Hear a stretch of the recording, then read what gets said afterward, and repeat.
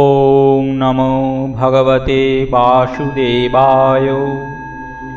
স্বামী প্রজ্ঞাদাস কাঠিয়া বাবাজি রচিত গীতা চিরন্তন থেকে অষ্টম অধ্যায় অক্ষর ব্রহ্মযোগের পরবর্তী অংশ। যদক্ষরং বেদবিদ বদন্তি বিশন্তি যদ যতয় বিতরাগা যদিচ্ছন্ত ব্রহ্মচর্যং চরন্তি তত্তে পদং সংগ্রহেণ প্রবক্ষে। বেদজ্ঞগণ যাহাকে অক্ষর বলেন, আসক্তিশূন্য জ্যোতিগণ যাহাতে প্রবেশ করেন, যাহাকে ইচ্ছা করিয়া ব্রহ্মচর্য আচরণ করেন, সেই পরমপদ প্রাপ্তির উপায় তোমাকে সংক্ষেপে বলিতেছি। শ্রী ভগবানকে নানাজন নানাভাবে বুঝিয়াছেন, নানাজন তাহাকে নানাভাবে পাইবার চেষ্টা করিয়াছেন, কিন্তু সত্য যেহেতু এক, তাই সিদ্ধ আপ্ত মহাপুরুষগণের চূড়ান্ত অনুভবও এক। কিন্তু যখন তাহারা এই অনুভূতির কথা ব্যক্ত করিয়াছেন, তখন তাহা বিভিন্ন রূপ ধারণ করিয়াছে। যাহাদের কাছে তাহারা এইরূপ অনুভূতি ব্যক্ত করিয়াছেন, তাহাদের অধিকার অনুযায়ীও ইহা বিভিন্ন রূপ লাভ করে। বলা হইয়াছে, একং সদ বৃপ্রা বহুধা বদন্তি। প্রভু এক, জ্ঞানীগণ তাহাকে বহুভাবে বর্ণনা করিয়াছেন। বেদজ্ঞগণ তাহাকে অক্ষর বলিয়া বর্ণনা করিয়াছেন। রাগদেশ হইতে যাহারা মুক্ত হইতে পারিয়াছেন, যাহাদের কোনো সাংসারিক আসক্তি নাই এবং শ্রী ভগবানের প্রতি পরাভক্তি লাভ করিয়াছেন, সেই বিতরাগী ভক্ত তাহার মধ্যেই প্রবেশ করেন। সেই পরম প্রভুকে লাভ করিবার জন্য অনেকেই সারা জীবন কঠিন ব্রহ্মচর্য ব্রত পালন করেন। সেই পরম প্রভুকে শ্রী ভগবান সংক্ষেপে কিন্তু সর্বাপেক্ষা প্রকৃষ্টভাবে ব্যক্ত করিতেছেন। তাহা হল ওম। কঠোপনিষদে এইরূপ একটি অনুভব ব্যক্ত হইয়াছে। তাহা হইল, সর্বে বেদা যৎ পদমামন্তি তপাংসি সর্বাণি চ যদ্দন্তি যদিচ্ছন্ত ব্রহ্মচর্য ইয়রন্তি তত্তে পদং সংগ্রহেণ প্রবিম্মমি ত্রতেত। ইহার অর্থ, যাবতীয় বেদ যে পদের ঘোষণা করেন, সকল প্রকার তপ যাহার জন্য অনুষ্ঠিত হয়, যাহাকে লাভ করিবার জন্য ব্রহ্মচর্য ব্রত পালন করা হয়, তোমাকে সংক্ষেপে সেই পদ বলিতেছি। তাহা হইল ওম। সর্বদারাণি সংযম্য মনো হৃদি নিরুদ্ধ চ মৃদ্ধা ধায়াত্তান প্রাণমাস্থিত যোগ ধারণাম। উমিত্তে কাক্ষরং ব্রহ্ম ব্যাহরণ মামনুস্মরণ য প্রয়াতি ত্যাজন দেহং স জাতি পরমাং গতিম। সমস্ত ইন্দ্রিয়দ্বারকে রুদ্ধ করিয়া ও মনকে হৃদয়ে নিরুদ্ধ করিয়া মস্তক করি প্রাণবায়ুকে সম্যক ধারণ করিয়া আত্মসম্বন্ধীয় সমাধিতে স্থিত হইয়া ওম এই একাক্ষর বেদবাক্য উচ্চারণ করিয়া আমাকে স্মরণ করিতে করিতে যিনি দেহ পরিত্যাগ করিয়া যান, তিনি পরমগতি প্রাপ্ত হন। ইচ্ছা থাকিলে উপায় হয়। শ্রী ভগবানকে লাভ করিবার যদি ইচ্ছা জাগে, তবে তাহারও উপায় আছে। শ্রী ভগবান স্বয়ংই সেই উপায়ের কথা আমাদের জানাইয়াছেন। আমাদের শুধু ইচ্ছা জাগ্রত হওয়া প্রয়োজন। কিন্তু খুবই সন্তাপের বিষয়, আমাদের বেশিরভাগেরই শ্রী ভগবানকে লাভ করিবার ইচ্ছা নাই। যাহাদের ইচ্ছা আছে, তাহাদের মধ্যে খুব কম সংখ্যারই ইচ্ছার দৃঢ়তা প্রদৃষ্ট হয়। যাহারা খুব ভাগ্যবান, যাহাদের উপর শ্রী ভগবানের অসীম দয়া, তাহারই শ্রী ভগবানকে লাভ করিবার জন্য ব্যাকুল হয়। তাহারা একা একা ভগবানের জন্য কাঁদে। ভগবান ছাড়া তাহাদের আর কিছুই ভালো লাগে না। এই অবস্থা লাভ হয় সৎসঙ্গ হইতে। আর এই অবস্থা লাভ হইলে যাহা হইতে সাবধান হইতে হয়, তাহা হইল দুঃসঙ্গ ও জগৎচর্চা।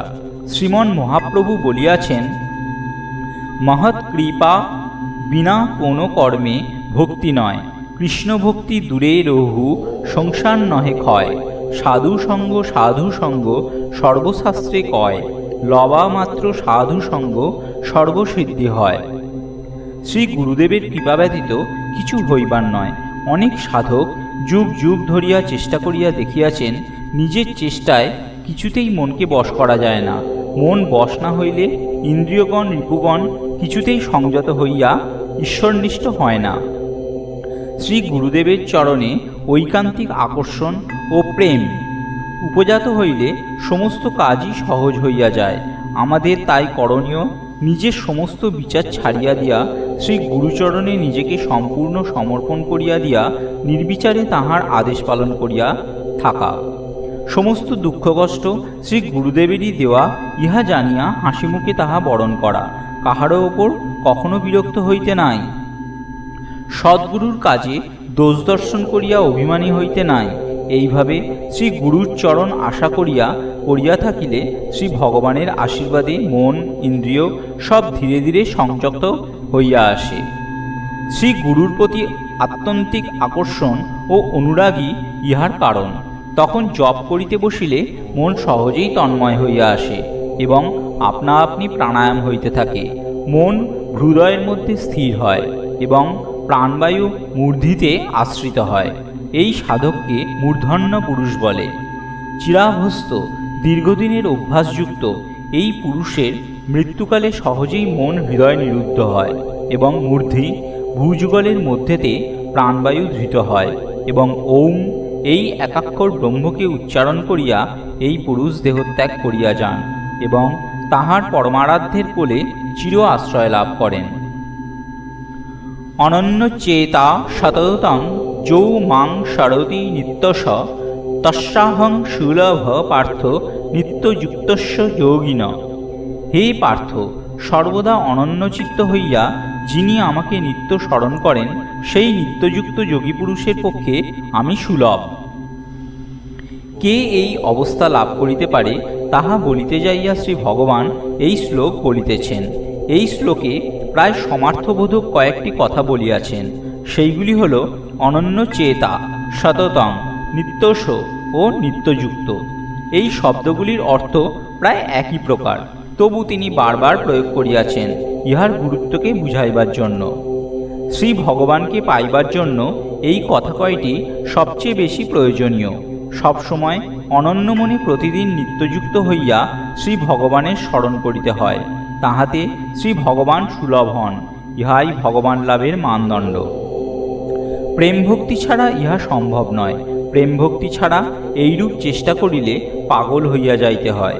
প্রেম ভক্তি সহ চেষ্টা করিলে সাধনার কষ্ট আর কষ্ট বলিয়াই মনে হয় না। তখন বরং ভগবানকে স্মরণ না করিলেই কষ্ট হয়। যেমন জল ছাড়া মাছের কষ্ট হয়, ভক্তিময় সাধনপথ তাই মধুময়, গন্তব্যও মধুময়। শ্রী ভগবান আমাদের মনে করাইয়া দিতেছেন সাধনার প্রথম অবস্থায় কোনো বিশ্রামের স্থান বা সময় নাই। পরে সাধনার মাধ্যমেই সাধকের বিশ্রাম হইতে থাকে। ইহার পর সাধন জীবনই সাধকের স্বাভাবিক জীবনে পরিণত হয়। তখন আর সাধনা করিতে হয় না, ইহা তাহার স্বভাবে পরিণত হইয়া যায়। তাই যত সমস্যা সাধনার প্রথম অবস্থায়, এই সময় আমরা যেন সতত সাবধান হইয়া থাকি। অনন্য মনে শ্রী ভগবানকে পাইবার জন্য যিনি উৎকণ্ঠিত চিত্ত হইয়াছেন, শ্রী ভগবান তাদৃশ ব্যক্তির বিয়োগ ব্যথা সহ্য করিতে পারেন না। শোকের যোগিন শব্দের অর্থ ভক্তিনিষ্ঠা যুক্ত। এইরূপ ভক্তের বিয়োগ সহ্য করতে না পারিয়া শ্রী ভগবানই তাহাকে বরণ করিয়া লন। শ্রী ভগবান বলিয়াছেন, তাহাকে আমি আমার প্রাপ্তির উপায় স্বরূপ প্রেম দান করি। ইহার বিরোধী বিষয়সমূহকে আমিই দূর করিয়া দিই। শ্রুতি বলিয়াছেন, যমেই বৈশ্য বৃণুতে তেন লভ্যস্ত শেষ আত্মা বিবৃণুতে তনুংসাম। যাহাকে তিনি বরণ করেন তিনিই তাহাকে লাভ করেন। তাহার কাছেই আত্মা তাহার প্রেমময় বিগ্রহ প্রকাশ করেন। মামুপেত্য পুনর্জন্ম দুঃখালয় মমাস্যতাম নাপ্নুবন্তি মহাত্মান সংসিদ্ধি পরমাঙ্গতা। মহাত্মাগণ আমাকে প্রাপ্ত হইয়া পরম সিদ্ধিপ্রাপ্ত হন, পুনরায় দুঃখময় অনিত্য জন্ম প্রাপ্ত হন না। এই অবস্থা প্রাপ্ত হইলে আর এই দুঃখময় সংসারে আসিতে হয় না। কারণ সংসারে আসার কারণ যে আসক্তি শ্রী ভগবান প্রেম দিয়া তাহার ভক্তের হৃদয় হইতে দূর করিয়া দেন। পুনর্জন্মকে শ্রী ভগবান দুঃখালয়ং এবং অশাশ্বতম বলিয়াছেন। পুনর্জন্মের দ্বারা দুঃখের আলয় বা স্থান লাভ হয়। এই সংসার দুঃখের আলয়। ছোটবেলায় বা যৌবনকালে সাধারণ মানুষ ইহা তত অনুভব করিতে পারে না, কিন্তু বয়স হইলে ইহা পদে পদে অনুভব হইতে থাকে। শ্রী ভগবান আরেকটি শব্দ ব্যবহার করিয়াছেন, তাহা হইল অশাশ্বত।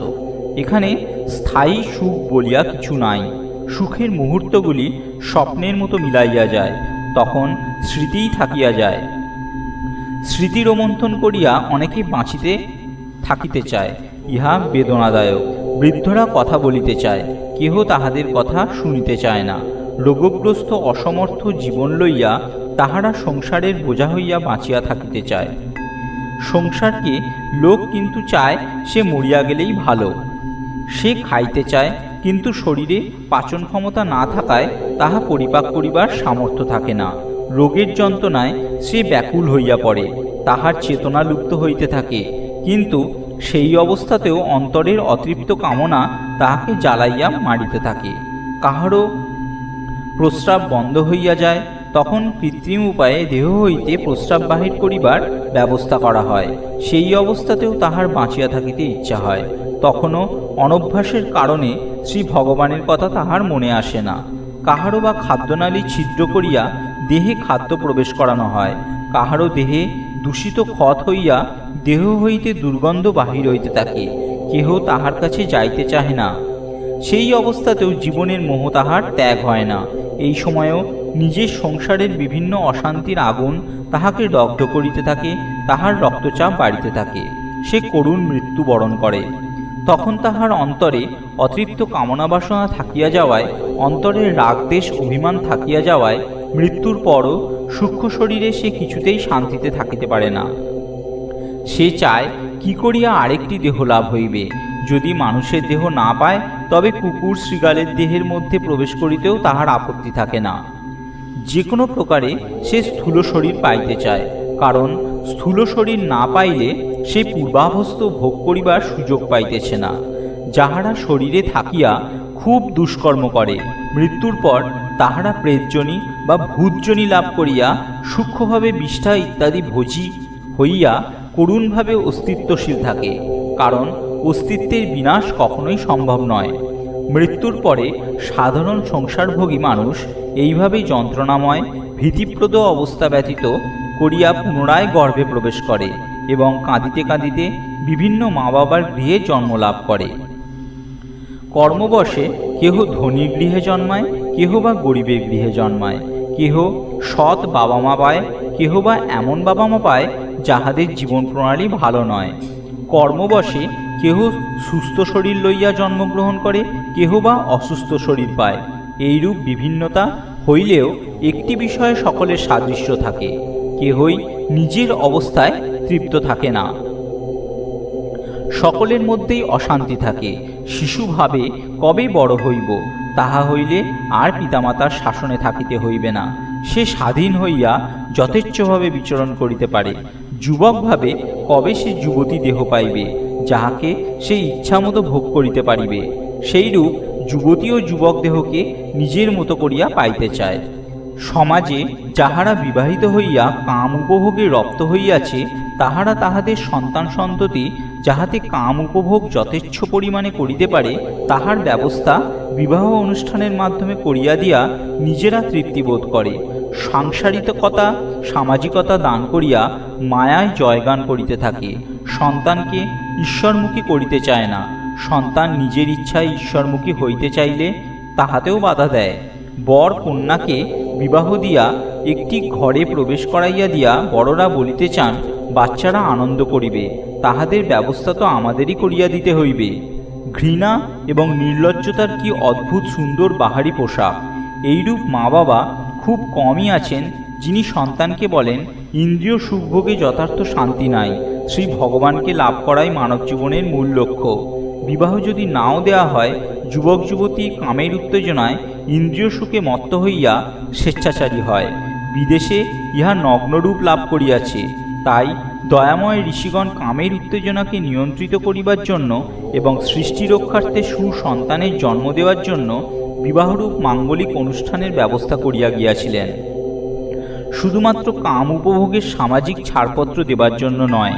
সাধারণ জীব ঋষি নির্দিষ্ট পথ পরিত্যাগ করিয়া উচ্ছৃঙ্খল ভোগের স্রোতে ভাসিতে ভাসিতে বার্ধক্যে আসিয়া উপনীত হয়। এইভাবে ভোগ সর্বস্ব স্বার্থপর মানুষ নিজের জীবনকে দুঃখে জর্জরিত করে, সমাজকে দূষিত করিয়া অপরকেও দূষিত করে।